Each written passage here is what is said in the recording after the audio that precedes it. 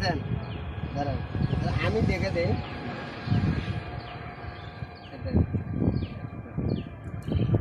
বেশি না?